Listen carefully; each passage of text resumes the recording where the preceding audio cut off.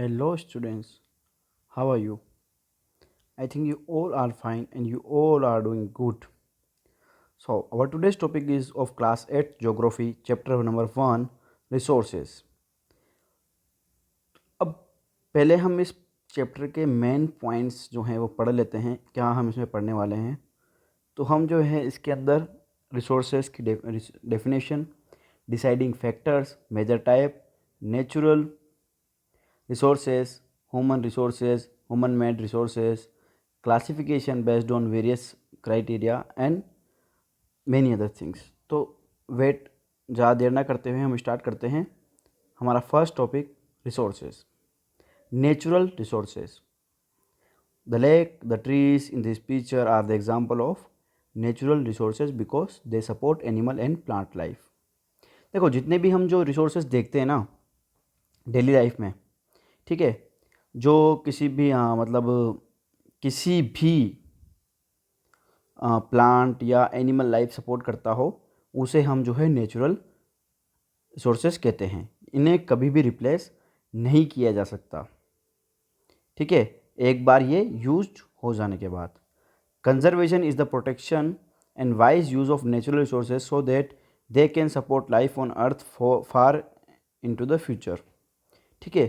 तो यहाँ पे जो है इनका प्रोटेक्शन बहुत ज़रूरी है। क्यों? क्योंकि जो अगर हम इनको प्रोटेक्ट करेंगे तो ये हमारी जो आने वाली पीढ़ी है या हमारे फ्यूचर में जो हमारी अर्थ पे जो लाइफ है उसको ये सपोर्ट कर पाएंगे। नेचुरल रिसोर्सेज से ही हमारा लाइफ सपोर्ट सिस्टम बना हुआ है। देखो, कटिंग डाउन ट्रीज क्या हो रहा है आजकल, पीपल्स जो हैं अपने यूज़ के लिए क्या कर रहे हैं, ट्रीज़ को जो है कट करते जा रहे हैं, ठीक है। इससे क्या हो रहा है कि जो जो हमारे फॉरेस्ट क्या हो रहे हैं, गायब होते जा रहे हैं। अब जो फिगर आपको दिख रहा है, अब यहाँ पे देखो, this satellite photograph shows the same section of forest in Brazil, ठीक है। The photos were taken in 1975, left 1986 and centre, ठीक है, एंड एंड राइट 1992। तो आपको दिख रहा होगा कि पहले यहाँ पे जो है बिल्कुल भी लाइंस नज़र नहीं आ रही थी, यानी कि रिवर इतना क्लियर नज़र नहीं आ रही थी। क्यों? ट्रीज़ की वजह से। अगर आप इसको ढंग से देखोगे तो आपको यहाँ पे हल्के हल्के ट्रीज़ दिखाई देंगे। जबकि फिर बाद में क्या हुआ, एकदम ट्रीज़ गायब होते गए और अर्थ जो नीचे की जो अर्थ की सरफेस थी वो कितना क्लियर दिखाई देने लगी। पहले ट्रीज़ की वजह से इतना क्लियर नहीं दिखाई दे रही थी। The white line shows where the trees were cut down over this 17 years period. देखो, यहाँ पे वही बात है, वाइट लाइन मतलब क्या है कि भाई यहाँ पे इससे ट्रीज गायब हो गए, ठीक है। तो वाइट लाइन यहाँ पे शो कर रही है कि वाइट लाइन का मतलब सीधी सी बात है कि जो अर्थ का सरफेस दिखाई दे रहा है कि इतने इतने एरिया में क्या हो चुका है, यहाँ पे ट्रीज जो हैं काफ़ी ज़्यादा कट चुके हैं। नाउ अब हम इसको एक एग्जाम्पल समझते हैं। देखो, suppose you have a candy bar, you could eat the whole candy bar now or you could divide it into pieces to eat later. Saving some of the candy bar to eat later would be a kind of conservation. You would be saving or conserving your candy bar so that it would last longer. Conservation जो conservations जो करते हैं लोग या जिन लोग इसकी जो philosophy देते हैं वो क्या चाहते हैं, वो चाहते हैं कि जो नेचुरल रिसोर्सेज हैं वो लास्ट तक चलें, ठीक है। तो conservation is the protection and wise use of natural resources. देखो, अब यहाँ पे एक एग्जांपल दिया है कि एक कैंडी होती है या एक टॉफ़ी होती है। अब बच्चे कई क्या करते हैं, उनको अभी खा लेते हैं, कुछ बच्चे धीरे धीरे खाते हैं, तो उससे क्या होता है कि वो हमारे पास काफ़ी टाइम तक रहती है। सेम यहाँ पे जो है जो कंजर्वेशनिस्ट होते हैं वो बोलते हैं कि अगर हम जो है नेचुरल रिसोर्स को अगर हम प्रोटेक्ट करते हैं, कंजर्व करते हैं, तो ये जो है हमको बाद में लाइफ में काम आएगा और काफ़ी टाइम तक चलेगा। देखो, यहाँ पे जो टू मेन फैक्टर्स हैं वो क्या हैं, देखो, the two main factors that can change substance into resources are. अब देखो, कोई भी सब्सटेंस जो होता है रिसोर्स में चेंज होता है, उसके पीछे दो मेन फैक्टर होते हैं, एक होता है टाइम और एक होता है टेक्नोलॉजी। अब यहाँ पे टाइम जो है उसका मतलब है डिफरेंट पीरियड्स कैसे कि एक टाइम के बाद में एक सब्सटेंस क्या होता है, रिसोर्स के रूप में चेंज हो जाता है। जैसे कि कई सालों पहले अर्थ के नीचे, अर्थ में जो ट्रीज वगैरह थे वो दब गए थे और बाद में वो जो है कोल बन गए। और technology refers the technique adopt by the humans. और टेक्नोलॉजी क्या है मतलब यहाँ पे कि हम जो ह्यूमन हैं, ह्यूमन बींग हैं, हमारे द्वारा जो चेंज किए जाते हैं सब्सटेंस को रिसोर्सेज में, वो मैन मेड होता है, वो टेक्नोलॉजी द्वारा किया जाता है। अगर इसका मैं मीनिंग समझूँ तो इसका मीनिंग यही है कि कोई भी सब्सटेंस, ठीक है, कोई भी सब्सटेंस जो कि हमारी ज़रूरत को पूरा करता है वो क्या है, रिसोर्सेज है, ठीक है, ये जिसकी कोई भी एक वैल्यू है। अब अगर हम क्लासिफिकेशन करें तो यहाँ पे 3 प्रकार से होता है, और वो है first one is natural resources, second one is human resources and third one is human made resources. Okay, हम एक एक को पढ़ेंगे। नाउ पहले हम समझ लेते हैं द रोल ऑफ फॉरेस्ट। देखो फॉरेस्ट में क्या क्या होता है आप समझो। फोटोसिंथेसिस होती है इन द प्रेजेंस ऑफ सन, ठीक है। ट्रीज मेक देयर फूड, क्या करते हैं, अपना फूड बनाते हैं, और जानवर उनको खाते हैं, ठीक है। और उसके बाद में वो जो ट्रीज़ की जो मतलब क्या बोलते हैं, जो रूट्स होती हैं वो क्या करती हैं, erosion control. Erosion control means वो जो है यहाँ पे अर्थ को पकड़ के रखती हैं। उससे क्या होता है अर्थ को पकड़ के रखने से कि जब भी मतलब हमको कोई भी ज़रूरत पड़ती है, ठीक है, मान लो अगर अर्थ को पकड़ के नहीं रखेगी तो क्या होगा, वो अर्थ जो है धीरे धीरे सैंड में चेंज होगी और सैंड जो है डेजर्ट में चेंज हो जाएगी।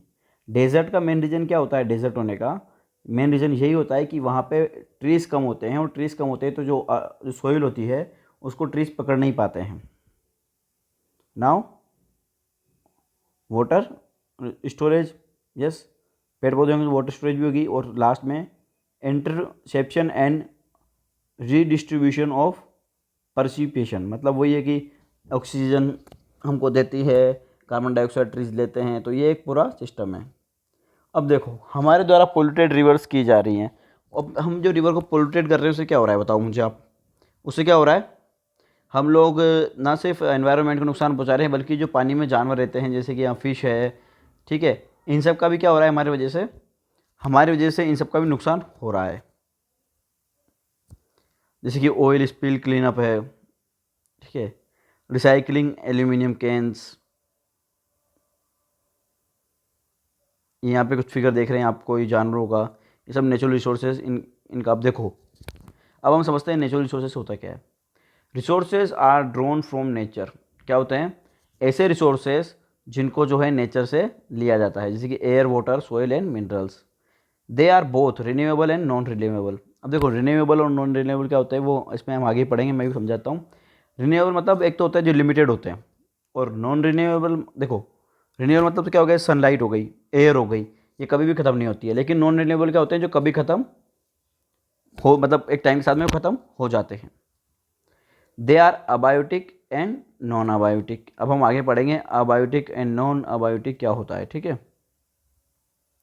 उसके बाद में the natural substance present on the earth without में modification are called natural resources. वही नेचुरल सब्सटेंस जो अर्थ पे प्रेजेंट होते हैं, ठीक है, वो सब। ह्यूमन रिसोर्सेज की बात करें अब तो human beings are the most valuable and a special resource. Yes, सबसे जो इम्पोर्टेंट या वैल्यूएबल रिसोर्सेज है वो क्या है, ह्यूमन बींग, ठीक है।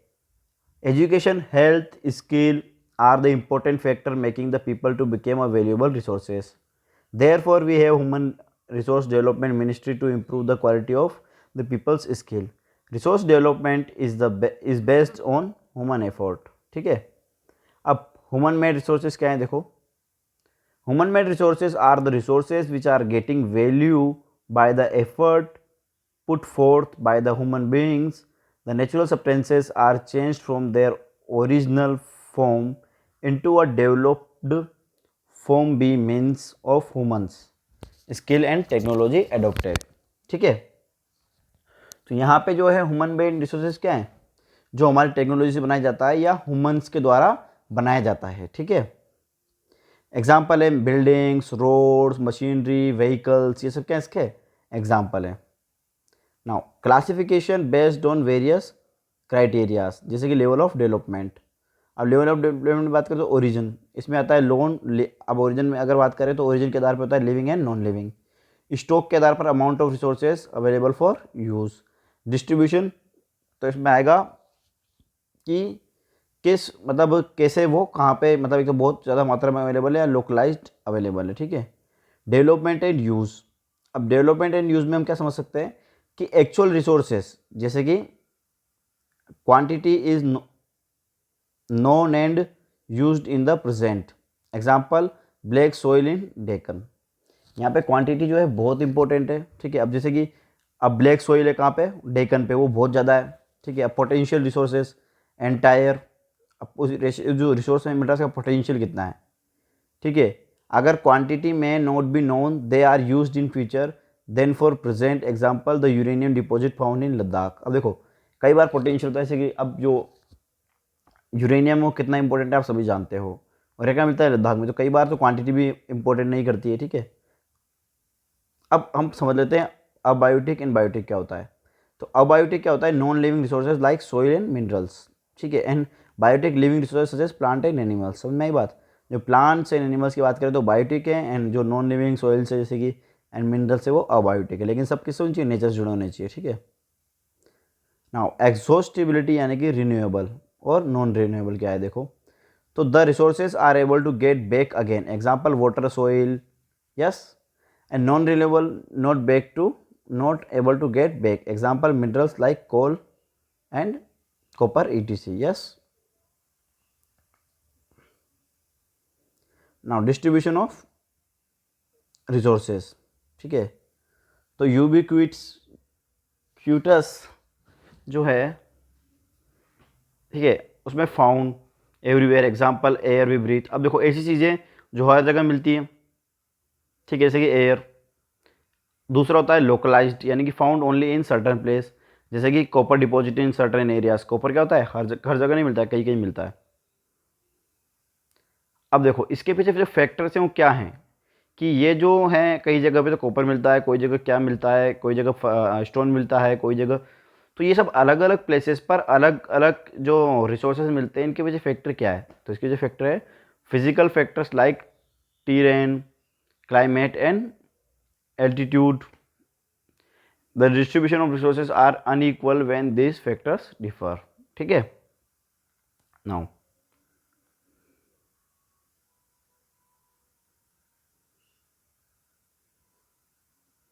कंजर्विंग रिसोर्सेज, अब देखो careful utilization of resources and giving them to get renewed in is called resources conservation. यानी कि देखो क्या है कि अगर आप उसका एक लिमिटेड वे में प्रयोग करोगे, यूज़ करोगे, तो हम जो है उसको कंजर्व कर पाएंगे।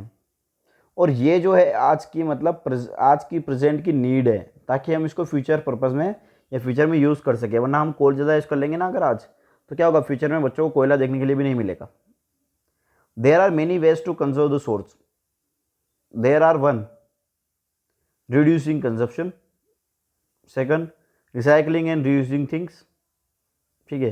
या तो क्या करो, कम कर दो उसका कंजप्शन, या फिर दूसरा क्या होता है कि रिसाइकल करो और उसको रीयूज़ करो। लाइक अगर पॉलीथीन है तो उसको रिसाइकल करके यूज़ करो। तो इन द नेक्स्ट लेक्चर हम पढ़ेंगे सस्टेनेबल डेवलपमेंट। तो अभी के लिए बस इतना ही, तो bye bye, take care guys. अब आज के वक्त की डिमांड है सबसे ज़्यादा सस्टेनेबल डेवलपमेंट। आप जब भी जाओगे कहीं भी आप बात करोगे तो आज के टाइम पे सस्टेनेबल डेवलपमेंट की बहुत ज़्यादा बात होती है। तो सस्टेनेबल डेवलपमेंट है क्या, carefully utilizing resources so that besides meeting the requirement of the present also take care of future generation, ठीक है। यानी कि हम जो है हमारे रिसोर्सेज का ऐसा यूज़ करें कि वो ख़त्म भी ना हो और हमारे आने वाली पीढ़ी भी देख सके, या फिर ऐसे रिसोर्सेज का ज़्यादा यूज़ करें जो रिन्यूएबल है, ठीक है। तो इन सबको ध्यान में रखते हुए आजकल विंड मिल होती है, सोलर पावर पैनल्स होते हैं, ये सब इसके एक एग्जाम्पल है सस्टेनेबल डेवलपमेंट के, ठीक है। अब इसके कुछ प्रिंसिपल हैं वो देखते हैं। Careful utilizing of resources, minimize the depletion natural resources, bring awareness and change personal attitude and practices and improve the quality of human life. और क्या करो, ह्यूमन लाइफ की जो है क्वालिटी इंप्रूव करो तो भी हो जाता है। अब इस चैप्टर से कंक्लूजन क्या निकलता है, इस चैप्टर से कंक्लूजन निकलता है कि it is our duty to ensure that all uses of renewable sources are sustainable, ठीक है, पहली बात तो ये निकलती है। Second, the diversities of life on the earth is conserved, the damage of the natural environment system is minimized. और जो नेचुरल एनवायरनमेंट है उसका सिस्टम जो है वो उसका डैमेज का मिनिमाइज, मतलब जो नेचुरल एनवायरनमेंट है उसको हम जो यूज़ कर रहे हैं, मतलब नेचुरल सिस्टम को हम जो यूज़ कर रहे हैं, नेचुरल रिसोर्सेज को हम यूज़ कर रहे हैं, उसका डैमेज कर रहे हैं, उसको हम कम कर सकें। ठीक है, तो आई थिंक गाइज आपको ये चैप्टर समझ में आया होगा। तो आज के लिए इतना ही, और ये आपका चैप्टर खत्म हो चुका है। तो टेक केयर, बाय बाय।